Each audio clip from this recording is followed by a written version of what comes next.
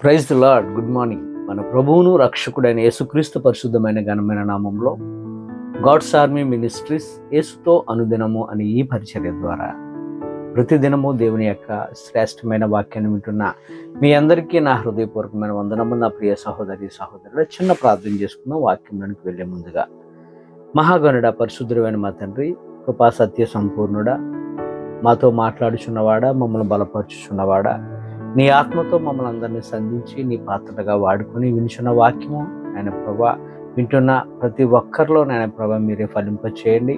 బోధిస్తున్న నాకు నీ ఆత్మ నాయన కార్యాలు నా పట్ల మెండుగా నిండుగా దయచేసి నాయన నీ సేవలో మమ్మల్ని అందరినీ బహుబలంగా మీరే వాడుకోమని యేసయ్య పుణ్యనామంలో ప్రార్థించి వేడుకొనుచున్నాం మా యెహోవా తండ్రి. ఆమేన్. God bless you.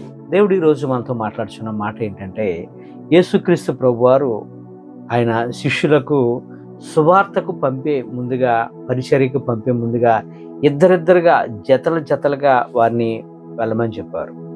వెళ్ళమని చెప్పి వారికి చెప్తున్న ఇన్స్ట్రక్షన్స్ ఏంటంటే, మీకు వెళ్తారు కానీ ఏ కొదువ మీకు ఉండదని చెప్పారు. అంతేకాదు, మీరు వెళ్తున్నప్పుడు మీతో పాటు ఏమీ కూడా తీసుకొని వెళ్ళొద్దు, వట్టి చేతులతో వెళ్ళండి అన్నట్లుగా పంపారు. మీరు వెళ్తున్నప్పుడు ఎవరు యోగ్యులైతే ఉన్నారో వారి ఇంట మీరు ప్రవేశించండి, వారు ఏమి పెడితే అదే తినండి, వారు యోగ్యులైతే ఆ గృహంలోనికి సమాధానాన్ని, శుభమును ఆహ్వానించండి ఆ ఇంటిలోనికి అని యేసుప్రభువు వారు చాలా క్లియర్గా చెప్పారు. మీరు వెళుచున్న చోట ఎవరైతే మిమ్మల్ని అంగీకరించరో, ఎవరైతే మిమ్మల్ని చేర్చుకోరో అక్కడ సాక్షిగా మీ పాదధూళి దులిపి రమ్మని ప్రభువారు సువార్తకు వారిని పంపారు. అంతేకాదు, ప్రభు అంటున్నాడు, మిమ్మల్ని నేను తోడేళ్ల మధ్యకు గొర్రెలను పంపినట్లుగా పంపుతున్నాను గనుక మీరు చాలా జాగ్రత్త వహించాలి. పాము వలె వివేకులై, పావురు వలె నిష్కాపటులై ఉండండి. అంతేకాదు, మనుషులతో చాలా జాగ్రత్త వహించండి అని దీవించి దేవుడైన యేసయ్య వారి అధికారం నుంచి పంపించినట్లుగా మనం చూస్తాం. మత్తయి సువార్త 10వ అధ్యాయం 1వ వచనం నుంచి మాటలు మనం చూడొచ్చు. అందులో భాగంగా ఇప్పుడు మనం ధ్యానిస్తున్న మాట ఏంటంటే, మత్తయి సువార్త 10వ అధ్యాయం 41వ వచనము 42వ వచనం మనం చూస్తే, ప్రవక్తని చేర్చుకునేవాడు ప్రవక్త ఫలము పొందును, నీతిమంతుని చేర్చుకునేవాడు నీతిమంతుని ఫలము పొందును, శిష్యుడని ఎవడు ఈ చిన్నవారిలో ఒకరికి గిన్నెడు చన్నీళ్లు మాత్రము త్రాగనిచ్చునో వాడు తన ఫలము పోగొట్టుకున్నాడని నిశ్చయముగా మీతో చెప్పుచున్నానని యేసుప్రభువు వారు ఆయన శిష్యులకు ధైర్యాన్నిచ్చి, ప్రార్థించి, అధికారాన్నిచ్చి పంపించినట్లుగా మనం చూస్తాం. ఈ వాక్య ప్రకారంగా మనం చూసినట్లయితే, సేవకుని చేర్చుకునే వాడు తను తగ్గ ఫలం పొందుతాడని, నీతిమంతుని చేర్చుకునే వానికి నీతిమంతుని తగ్గ ఫలం పొందుతాడని, శిష్యులను చేర్చుకున్న వానికి దానికి తగ్గ ఫలము పొందుతారని చెప్పారు. యేసుప్రభువు వారు మొత్తానికి చెప్పిన ఇందులో వాక్యం యొక్క భావం ఏంటంటే, మంచి హాస్పిటాలిటీ కొరకు అక్కడ వివరించినట్లుగా మనం చూస్తాం. పౌలు భక్తుడు అంటాడు, హెబ్రీయులకు రాసిన పత్రిక 13:2 అంటాడు, ఆతిథ్యం చేయ మరొకడి, దాని వలన కొందరు ఎరుగకయే దేవదూతలకు ఆతిథ్యం ఇచ్చారట. మనకు తెలుసు, పాత నిబంధనల గ్రంథంలో అబ్రహామును చూడొచ్చు, అలాగే లోతును కూడా చూడొచ్చు.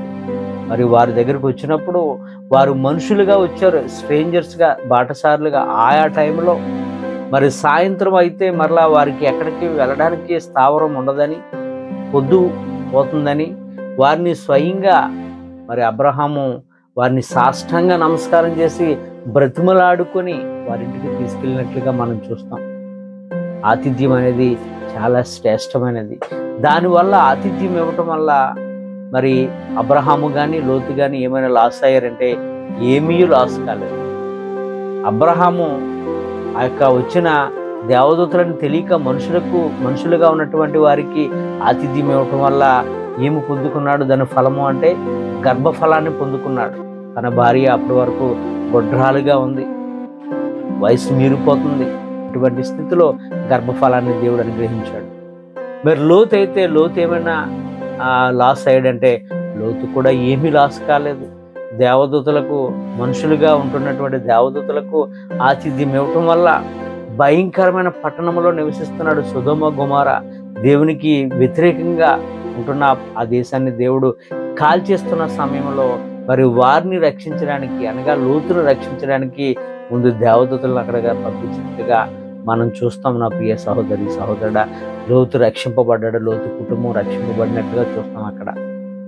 కొందరు అయితేనండి ఆతిథ్యం ఇచ్చేటప్పుడు చాలా బాగా ఇస్తారు, కానీ ఆతిథ్యం చేస్తారు, బాగా చేస్తారు, కానీ ఎప్పుడు వీరు వెళ్ళిపోతారా అని హృదయంలో కాస్త బాధ, వేదన, సనుగుడితో ఆతిథ్యం ఇస్తారండి. ఇష్టంగా చేయరు, అయిష్టంగా తప్పదు అన్నట్లుగా చేస్తారు. మనం కూడా చాలా మందిని చూస్తూ ఉంటాం. బంధువులు ఇంటికి వచ్చినప్పుడు, మనం ఎవరి దగ్గరికైనా వెళ్తున్నప్పుడు కొన్ని వారి యొక్క ముఖ కవలికలను బట్టి మనం చెప్పేయగలం వీరు మనల్ని ఎలా స్వీకరిస్తున్నారని. సనుగుడితో ఉంటారు. అటువంటి వారికి పేతురుభక్తుడు అంటున్నాడు, అటువంటి వారిగా ఒకవేళ ఉన్నారేమో అని పేతురుభక్తుడు అంటున్నాడు. పేతురు రాసిన మొదటి పత్రిక 4:9 సనగకుండా ఒకరినొకడు ఆతిథ్యం చేయండి అని, ప్రేమపూర్వకంగా ఆతిథ్యం ఇవ్వండి, దానివల్ల ఎన్నో మేలులు పొందుకుంటారని పౌలు భక్తుడు చెప్పినట్టుగా మనం చూస్తాం. బైబిల్లో మనం చూసినట్లయితే ఒక దైవ సేవకునికి ఆశ్రమించినటువంటి ఒక స్త్రీ గురించి రాయబడింది. మనందరికీ తెలిసిన స్త్రీయే ఆవిడ. ఆమె పేరు బైబిల్లో రాయలేదు, కానీ ఆమె ఊరు పేరు మీద ఆమె పేరును వర్ణించడం జరిగింది. సునేమి పట్టణస్థురాలు, సునేమిరాలు. ఆమె దైవ సేవకుడైనటువంటి ఎలీషా గారికి ఆమె ఇంటి మీద తన భర్త పర్మిషన్తో మరి ఆతిథ్యం ఇవ్వటం వల్ల మరి 4 రెట్లు బ్లెస్సింగ్స్ పొందింది. ఇక్కడ మనం గమనించవలసిన విషయం ఏంటంటే, ఆమె భర్త యొక్క పర్మిషన్ ద్వారా చాలా మంది స్త్రీలు వారంతటా వారిగా నిర్ణయాలు తీసుకుంటారు. అలా ఎప్పుడు చేయొద్దు. మీ యొక్క భర్త యొక్క పర్మిషన్ తీసుకొని మీరు ఏదైనా చేయండి. మీ భర్త యొక్క పర్మిషన్తో అయ్యా ఇలా చేద్దాం అనుకున్నాను, చేయమంటావా వద్దంటావా, నీ హృదయంలో ఉంటున్న భావాన్ని నీ భర్తకు తెలియపరచు. ఎస్ అని అంటాడు తప్ప ఎప్పుడు నో అని చెప్పడం. కాబట్టి ఈ స్త్రీ అలా చేసింది. తన భర్త యొక్క పర్మిషన్తో మరి దైవ సేవకుడైనటువంటి ఎలీషా గారికి వారి ఇంటి మీద చిన్న స్థావరాన్ని ఏర్పరిచింది. దానివల్ల ఏమైనా లాస్ అయిందంటే ఏమీ లాస్ కాలేదు. దేవుని యొక్క సేవకునికి ఆమె ఆతిథ్యం ఇవ్వటం వల్ల ఏమి పొందుకుందంటే, ఆమె కుటుంబంలో ఏ లోటైతుందో ఆ లోటును భర్తీ చేయబడ్డది. 4 రెట్లు బ్లెస్సింగ్స్ ఆమె పొందుకున్నట్లుగా మనం చూస్తాం. మొదటిగా ఆమెకుంటున్న లోటును దేవుడు గుర్తించాడు, సేవకుడు గుర్తించాడు. ఏంటి అంటే, బిడ్డలు లేరు, చక్కటి బిడ్డనిచ్చాడు. తర్వాత రెండవదిగా ఆమె ఆతిథ్యం ఇవ్వటం వల్ల పొందుకున్న మేలు ఏంటంటే, ఏ బిడ్డ అయితే దేవుని యొక్క సేవకుని ద్వారా మరి ఆయన ప్రార్థించక కలిగిందో ఆ బిడ్డ చనిపోయాడు హెడేక్తో. మరలా ఆ బిడ్డను బ్రతికించాడు ప్రార్థన చేయడం ద్వారా.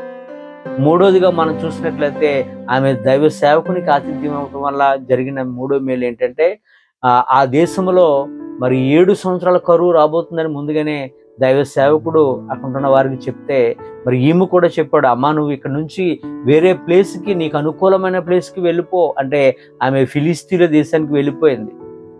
7 సంవత్సరాలు ఇక్కడ సునేమి ఆ ప్రాంతంలో కరువుతో ప్రజలు బాధపడ్డారు, కానీ ఈమెకు కానీ ఈమె కుటుంబానికి కానీ ఏ లోటు లేకుండా మరి అక్కడ ఫిలిస్తీన్ల దేశంలో ఎంతో హ్యాపీగా ఉంది. 7 సంవత్సరాలు ఏదో ఒక టూర్కి వెళ్ళినట్లుగా. మరలా 4వ బ్లెస్సింగ్ ఏంటంటే, మరలా ఆమె ఫిలిస్తీన్ల దేశం నుంచి మరలా ఆమె ఊరికి వచ్చినప్పుడు ఆమె యొక్క సమస్త ఆస్తిని వేరే వాళ్ళు ఆక్రమించుకున్నారు. 4వ బ్లెస్సింగ్ ఏంటంటే, ఆమె ఏమైతే పోగొట్టుకుందో సమస్తం అంతా కూడా మరలా ఆమెకు మరలా రిటర్న్ ఇచ్చినట్లుగా మనం చూస్తాం. కాబట్టి ఈ మాటలు వింటున్న నా ప్రియ సహోదరి సహోదరుడా, మన ఇంటికి వచ్చిన వారు కావచ్చు, మన బంధువులు కావచ్చు, స్నేహితులు కావచ్చు, ఎవరైనా సేవకులు కావచ్చు, ఎవరు మన ఇంటికి వచ్చినప్పుడు కూడా చక్కటి హాస్పిటాలిటీ ఇవ్వండి, ప్రేమతో మాట్లాడండి, చక్కగా మనకున్న సాక్ష్యాన్ని చెప్పండి వారికి, వారితో చక్కగా వాక్యాలతో బలపరచబడండి. మరి ఎంతో చక్కగా ఆ యొక్క గృహాన్ని దేవుడు ఆశీర్వదిస్తాడు. మరి దైవ సేవకుడికి ఆశ్రమించినటువంటి సునేమిరాలు ఏమైనా లాస్ అయిందంటే ఏమీ లాస్ కాలేదు కదా. ఆతిథ్యం ఇవ్వటం మరవద్దు, ఇవ్వండి. అదొక బ్లెస్సింగ్ మాత్రమే. మన ఇంటికి వచ్చిన అతిథులను ప్రేమించండి, వారిని చక్కగా నవ్వుతూ మన గృహాన్ని నుంచి పంపించండి. అదొక బ్లెస్సింగ్. వారు మన ఇంటి నుంచి బాధతో వెళ్ళకూడదు, సంతోషంతో మనల్ని దీవించి వెళ్ళేవారిగా మనము వారి పట్ల అంత చక్కని ప్రేమ సమాధానంతో ఆతిథ్యం ఇవ్వటం మరవద్దని హెబ్రీయులకు రాసిన పత్రికలో పౌలు భక్తులు 13:2 మనకు బోధించినట్లుగా చేయండి. యేసుక్రీస్తు ప్రభువారు ఒక ఇంటికి తరచూ వెళ్తుండేవారంట. వారు కూడా ఆయనకి చక్కటి ఆతిథ్యం ఇచ్చేవారంట. ఎవరండి? బేతనియా అనే ఊరిలో మార్తా, మరియా, లాజరు వారిని యేసుప్రభువారిని ఎంతగానో ప్రేమించిన వారట. వారింటికి యేసుప్రభువారు చాలా ఇష్టంగా వెళ్ళేవాడంట. మరి లాజరు చనిపోయినప్పుడు మరి యేసుక్రీస్తు ప్రభువారు 4 రోజులు ఆగి వచ్చినప్పటికీ కూడా మరి ఆ గృహాన్ని దేవుడు విడిచిపెట్టలేదు. అంతగా ప్రేమించారు కనుకనే యేసుప్రభు లాజరు చనిపోయాడని ఆయన కన్నీరు పెట్టుకున్నట్లుగా మనం చూస్తాం. ఈ మాటలు ఉంటున్న నా ప్రియ సహోదరి సహోదరుడా, మనము ఆతిథ్యము ఇవ్వటం అసలు మరవద్దు. చక్కగా ప్రేమగా వచ్చిన వారితో మాట్లాడండి. అలాగే మన పిల్లలకు కూడా చక్కగా వచ్చిన వారితో మాట్లాడటం నేర్పండి. మరి ఈ మాటలు ఉంటున్న నా ప్రియ సహోదరి సహోదరుడా, ఈ వాక్యం ఉంటున్న సత్యాన్ని గ్రహించండి. ఈ వాక్యంలో ఉన్నటువంటి భావాన్ని అర్థం చేసుకుని మనము కూడా మన యొక్క అతిథులను ప్రేమిద్దాం. God bless you. దేవుడు మిమ్మలను, మీ కుటుంబాలను, మీ బిడలను, మీ యొక్క సమస్తమును దేవుడు ఆశీర్వదించును గాక. ఆమేన్. God bless you.